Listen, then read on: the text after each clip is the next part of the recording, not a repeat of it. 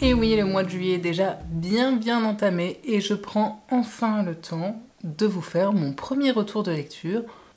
Et oui, vous ne rêvez pas, hein, on est bien en juillet et j'ai sorti le pull parce que j'ai l'impression que la bonne moitié sud du pays est en train de littéralement crever de chaud, alors que dans le nord, on est pépouze avec nos tranquilles petits 19 degrés. Et je vous avoue que pour le coup, ça me va plutôt bien.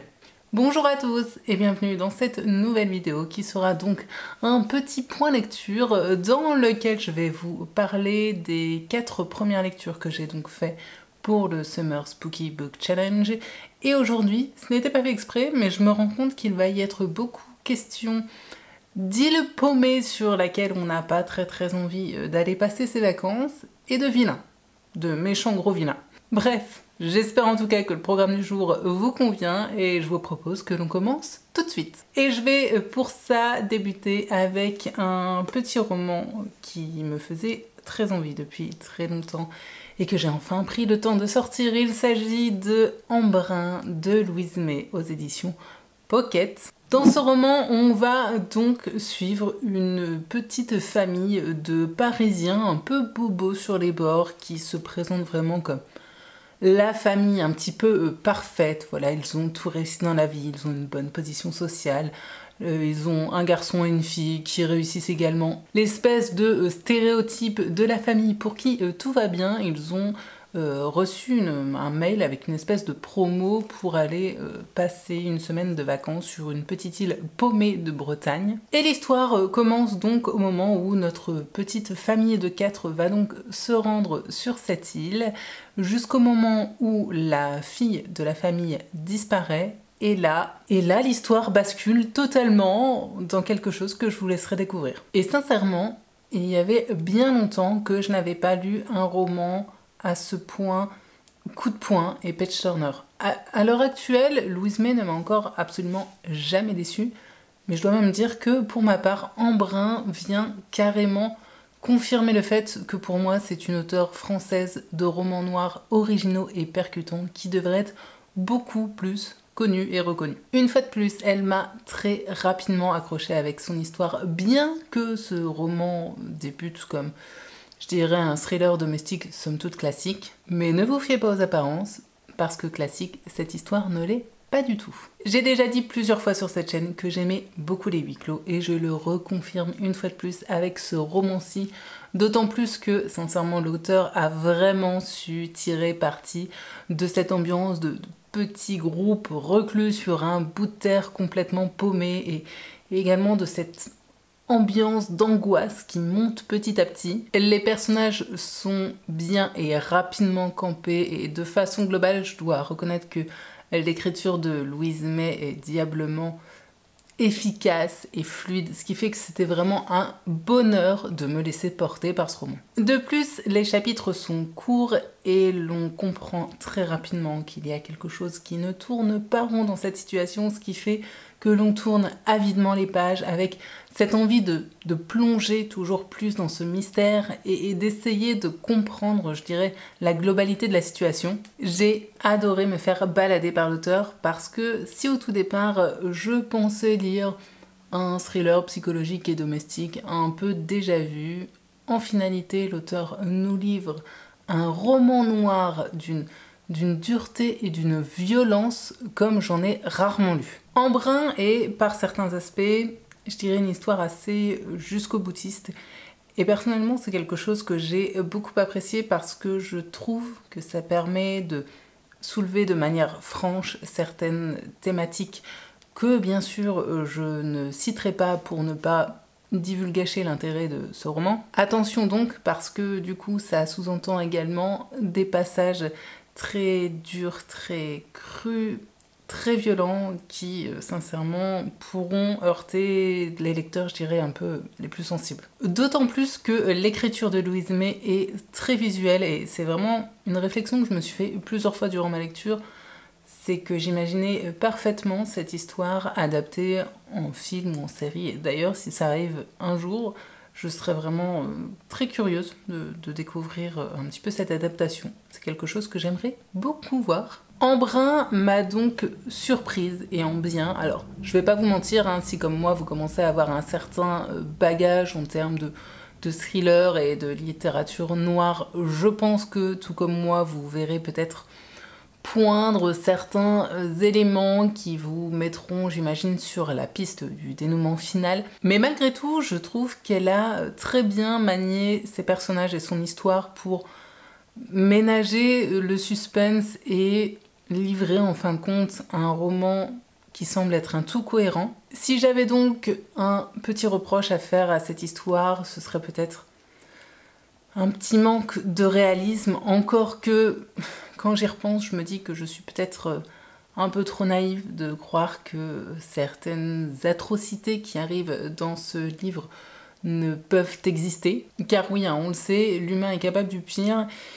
Et je me dis parfois que la réalité doit surpasser la fiction, bien que cette fiction semble déjà parfois totalement improbable. Embrun est donc pour moi un roman très fort mais très sombre qui soulève des questions et des thématiques vraiment très noires et très violentes que je vous laisserai bien sûr découvrir parce que ça fait complètement partie de l'intrigue même du roman. Une fois de plus, donc, Louise May m'a bluffé, je dirais, tant par l'intelligence de son écriture, qui semble toujours tomber juste et délivrer à chaque fois la parfaite dose de tout ce qu'il faut, de suspense, de cruauté et tout ce que vous voulez, mais aussi par l'originalité de son histoire, bien que personnellement, hein, vous le savez, je commence à avoir lu déjà pas mal de romans et d'histoires dans ce genre littéraire. J'ai donc dévoré ce titre en moins de 24 heures et croyez-moi en ce moment,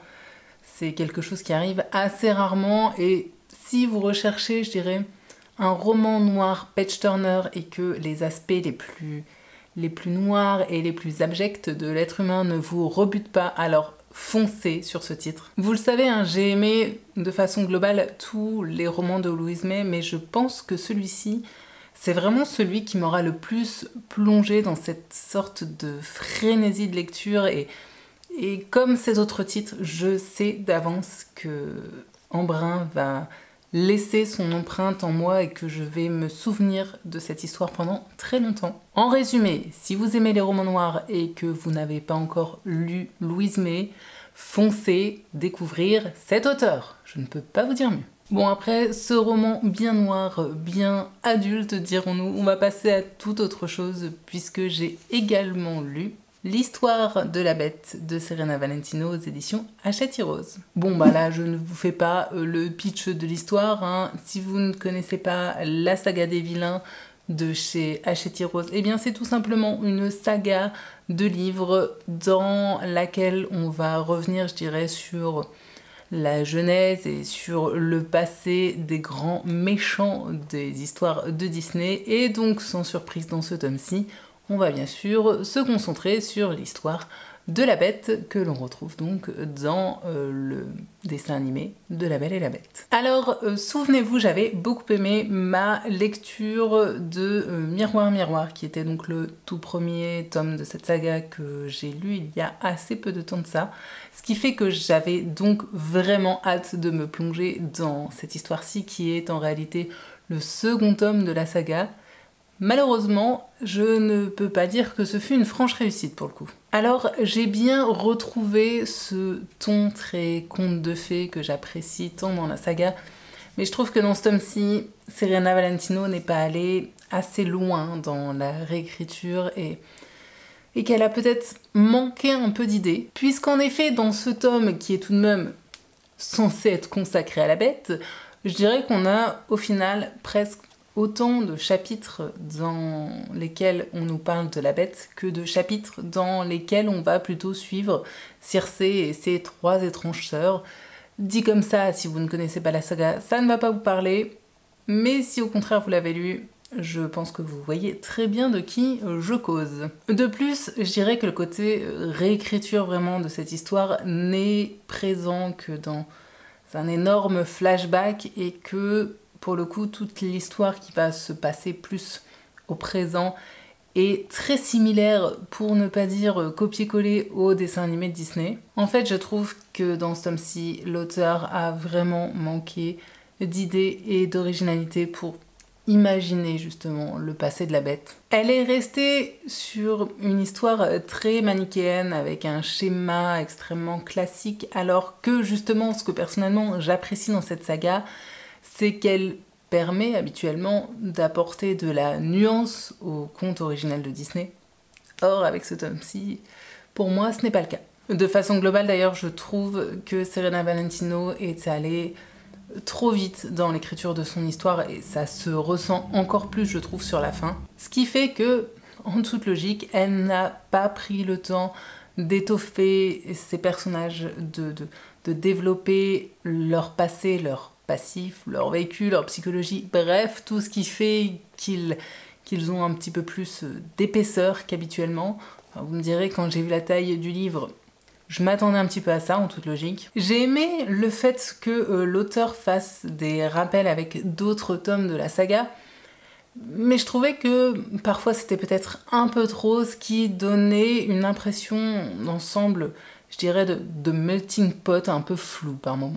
Je trouve qu'à plusieurs reprises, elle a un peu perdu de vue le fait que ce livre devait nous livrer une histoire un peu plus approfondie de la vie et du passé de la Bête. Et c'est vraiment dommage, hein, parce qu'en tant que lecteur, ou en tout cas en tant que moi lectrice, c'est très clairement pour ça que je lis cette saga. Et c'est donc ce que j'attends à trouver dans cette histoire. Il n'en reste pas moins que l'histoire de la Bête est une lecture que j'ai bien sûr fait très rapidement, mais aussi avec entrain et plaisir. La plume est très fluide et correspond, je pense, parfaitement aux envies, aux attentes d'un lectorat d'adolescents et de préadolescents qui, on ne va pas se mentir, sont tout de même la cible principale. Oui, bien sûr, en tant qu'adulte, j'apprécie les plumes bien plus travaillées que ça, mais quand il s'agit de me replonger, je dirais, avec nostalgie dans les contes de mon enfance, ma foi, ça me convient tout à fait. Vous l'aurez donc compris, ce n'est pas la forme qui m'aura dérangé, mais bien le fond de cette histoire dont j'attendais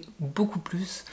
Et malheureusement, pour l'instant, je dois reconnaître que pour moi, les différents tomes de cette saga sont assez inégaux parce que je dois bien reconnaître que j'en ai vraiment beaucoup apprécié certains quand d'autres ont été pour le coup plutôt des déceptions. C'est donc une saga jeunesse qui reste toujours très sympa. Pour ma part, c'est une lecture, je dirais, à la fois détente et nostalgique que j'apprécie toujours faire. Malheureusement, pour moi, l'histoire de la Bête n'a ici pas été exploitée comme elle aurait dû. Et je vous avoue qu'après avoir terminé ce tome-ci, j'avais un petit peu d'appréhension à me lancer dans la lecture de l'autre tome de cette saga que j'avais dans ma palle, qui est N'écoute que moi, qui se concentre sur la méchante de l'histoire de Réponse, parce que Réponse est l'un de mes Disney préférés, et je me suis dit ouïe ouïe ouïe, si elle nous fait une petite cata pareille, je serais vraiment très déçue.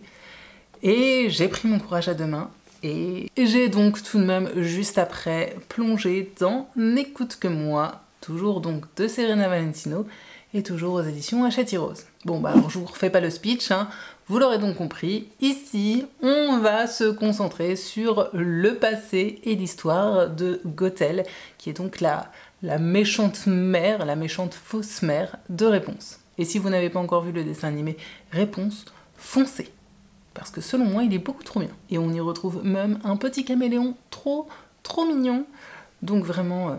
allez-y. Bref, donc, comme je le disais, vous l'aurez compris, je suis partie dans cette lecture avec pas mal d'appréhension vu que La Bête n'avait pas été une franche réussite et que, comme je le disais, Réponse est l'un de mes Disney préférés. J'en attendais donc beaucoup et je dois dire que, bon, on va dire que dans l'ensemble, je n'ai pas été déçue. Je pense même qu'avec Miroir Miroir, qui est le tout premier tome, c'est à l'heure actuelle mon tome préféré de la saga. Au niveau de l'histoire en elle-même, c'est selon moi l'un des tomes vraiment les plus aboutis parce que ici, Serena Valentino s'est vraiment concentrée sur le passé de Gothel, sur sa généalogie, sur sa genèse et son enfance et tout ce qui fait qu'elle est devenue en fin de compte la fausse mère Gothel, la fausse mère de réponse que nous connaissons.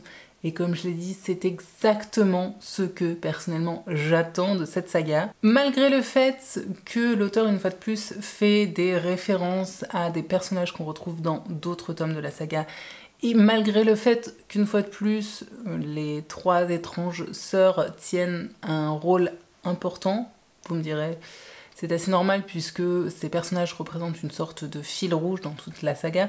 Eh bien, malgré ça, j'ai trouvé que tout du long, on restait avec cette idée que malgré tout, Gothel reste le personnage central de cette histoire. Serena Valentino a su en faire un personnage assez, je dirais, complexe et torturé aux nombreuses facettes auxquelles, en tant que lecteur, on arrive à s'attacher, puisqu'au tout départ, on va découvrir et suivre une Gothel très jeune. Une jeune fille plutôt abandonnée et un peu malmenée par sa mère, mais profondément liée à ses 2 sœurs. Ces sœurs qu'elle aime par-dessus tout et, comme c'est bien souvent le cas dans cette saga, c'est, je dirais une fois de plus, l'amour et la perte qui vont faire que ce personnage va, en fin de compte, je dirais, s'éloigner de ses bonnes intentions premières et des sentiments bienfaisants. Alors, je ne dis pas, il est vrai que dans la partie dans laquelle on va vraiment suivre Gothel jeune avec ses sœurs, j'ai peut-être ressenti par moments quelques redondances, mais dans l'ensemble, je crois que j'ai vraiment apprécié que pour le coup, l'auteur prenne son temps. Et forcément, ça se ressent aussi au niveau du nombre de pages. Parce que du coup, ça lui a vraiment permis d'étoffer le passé de Gothel, les liens avec ses sœurs, l'histoire de sa famille, mais aussi celle du royaume qui l'entoure. Et c'est vraiment tout ça que j'attendais dans ce tome-ci, et donc je dois dire qu'en la matière, je suis plutôt comblée. J'ai par contre noté quelques erreurs de traduction et coquilles dans le texte, et je vous avoue que vu le tarif des livres de la saga des vilains, j'apprécierais franchement que le travail éditorial soit beaucoup plus soigné de ce côté-là, parce que bon, on est d'accord que la couverture est sympathique, hein, mais une belle couverture ne fait pas tout, malgré ce que l'on pourrait parfois croire sur certaines chaînes Booktube.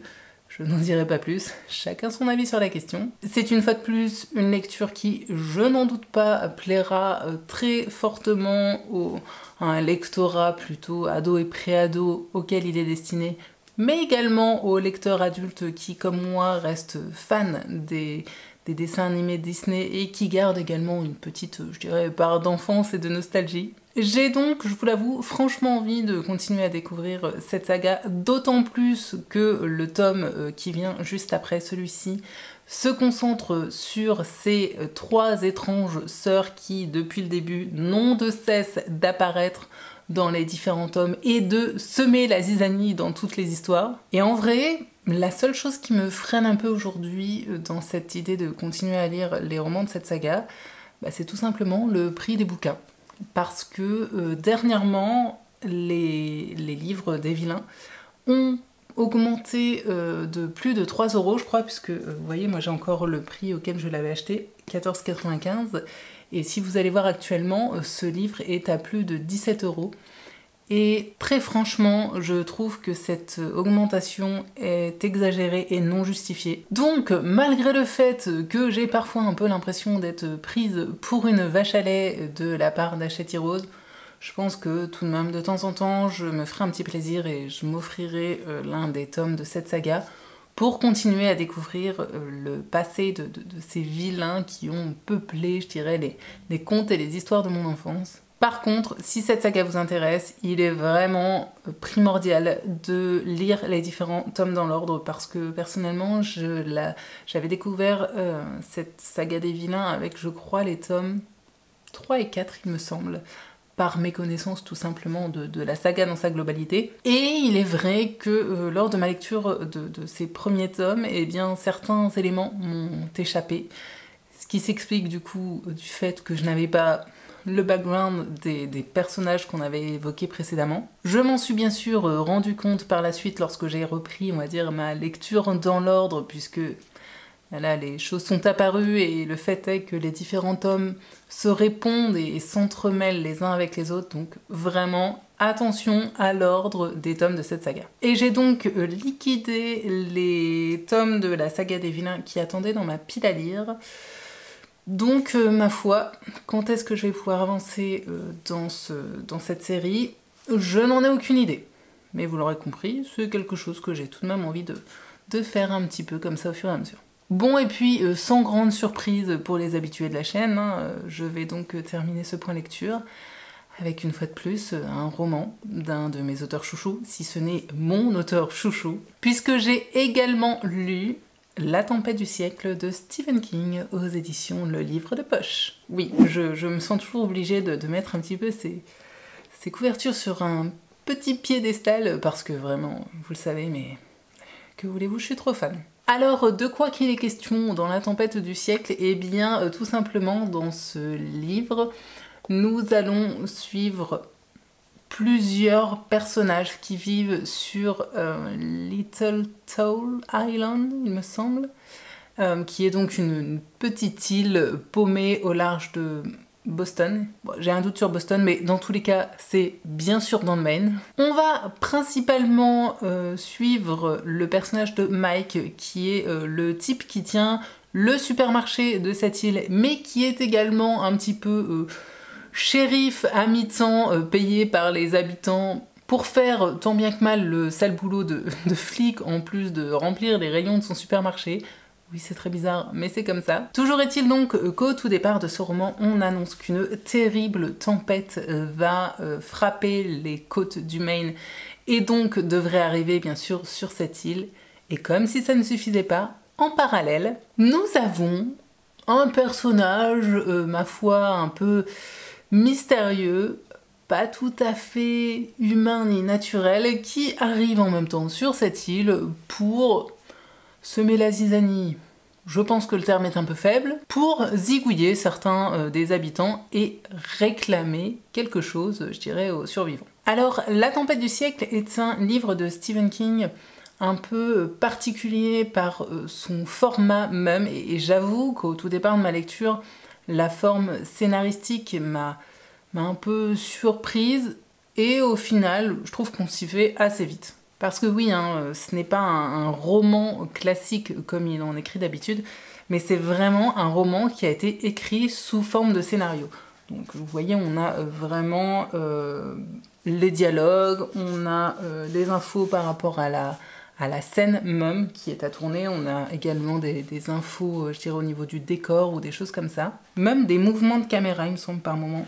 Bref, vous avez compris l'idée. Ça se rapproche donc finalement assez de la forme d'une pièce de théâtre, et quand on se plonge vraiment dans l'histoire, ça permet même carrément d'avoir un peu le roman qui défile dans sa tête sous forme de film, hein, comme c'est prévu.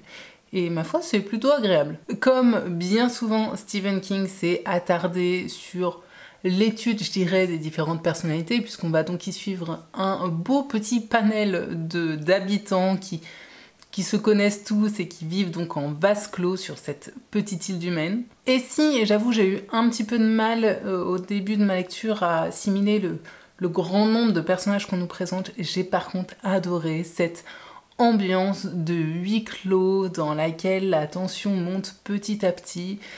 Et vous l'aurez donc compris, hein, une île battue par les vents, avec une histoire en huis clos où les choses se passent mal et où l'angoisse et la tension montent petit à petit, bah sans le vouloir, hein, ça rappelle beaucoup Embrun que j'avais lu peu de temps avant. Mais vous allez voir, les deux furent de très bonnes lectures. J'ai beaucoup aimé également le fait que cette histoire se déroule sur la même île qui est le décor de l'histoire de Dolores Claiborne, qui est un autre roman de King que j'aime tout particulièrement. Comme pratiquement à chaque fois, donc l'auteur a intégré cette histoire dans son multivers au moyen de clins d'œil à différents autres romans qu'il a pu écrire. Donc par exemple Dolores Claiborne, bien sûr, que je viens d'évoquer, mais également Cellulaire, Salem, ou même encore ça, puisqu'il évoque plusieurs fois par exemple la ville de Derry. Par certains aspects, et d'ailleurs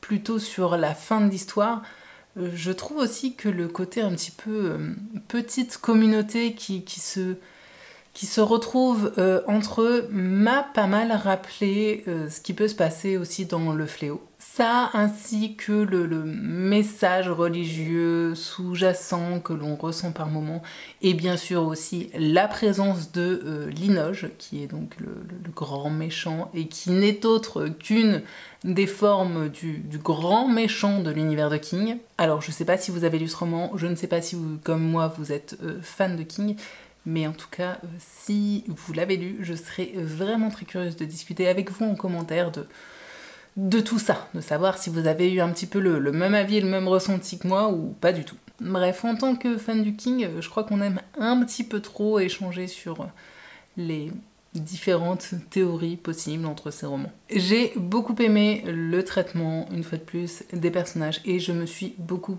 attachée à Mike.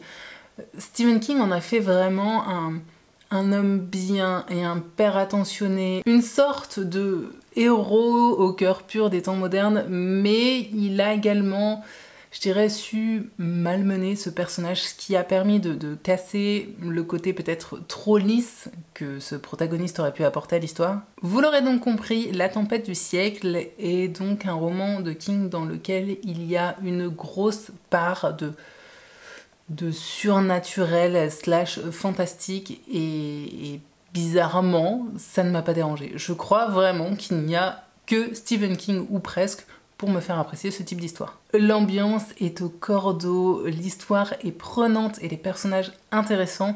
Et finalement, si j'avais peut-être un petit reproche à faire à ce roman, ce serait peut-être sa fin. Alors attention, elle n'est pas ratée, loin de là, mais c'est vrai que personnellement, j'ai trouvé qu'elle n'était peut-être pas tout à fait satisfaisante et que j'aurais aimé qu'elle soit un peu plus étoffée. De façon globale, j'ai trouvé que sur la fin, la thématique de la filiation, de la place de parents et de l'amour parent-enfant ressortait énormément et j'aurais vraiment apprécié que cela arrive beaucoup plus tôt dans le roman parce que c'était quelque chose de très intéressant et de très fort de la façon dont c'était traité. Ceci dit, c'est une thématique qu'il avait déjà plutôt parfaitement traitée, dirons-nous, par le passé, par exemple dans Cimetière, donc bon, on peut peut-être lui pardonner. La Tempête du siècle est donc un roman de Stephen King très immersif et assez inhabituel,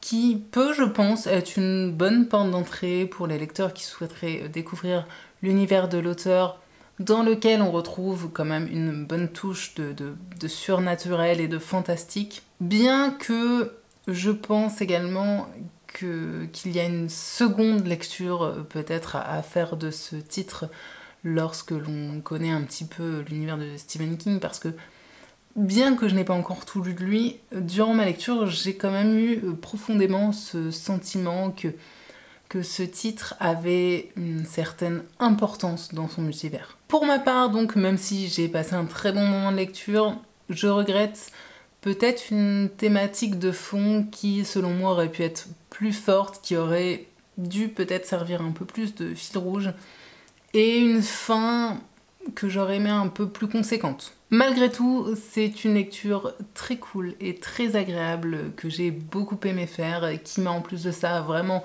complètement replongée dans l'univers de King que j'aime tant, bien qu'on est d'accord, il soit généralement plutôt effrayant et un univers qui en plus de ça commençait vraiment à me manquer. Pas dans mon top 5 de l'auteur donc, mais malgré tout une lecture que je ne regrette pas du tout d'avoir fait. Je dirais rien que pour cette ambiance assez angoissante qui monte petit à petit, dans laquelle on a vraiment cette terreur distillée par ce grand méchant énigmatique qui porte vraiment le roman. Il ne me reste donc plus désormais qu'à regarder l'adaptation cinématographique qui a donc été tirée de ce livre, puisque je le rappelle, King l'explique d'ailleurs très bien au début. À la base, il a écrit cette histoire dans l'optique, tout simplement, d'en faire naître un film par la suite. Donc ouais, étant donné que le roman m'a déjà bien plu, j'imagine que le film devrait également me plaire, encore que Ça dépend quand même pas mal peut-être des partis pris qui ont été faits, de la réal, bref. Pour le coup, il y a quand même pas mal d'autres paramètres qui rentrent en compte.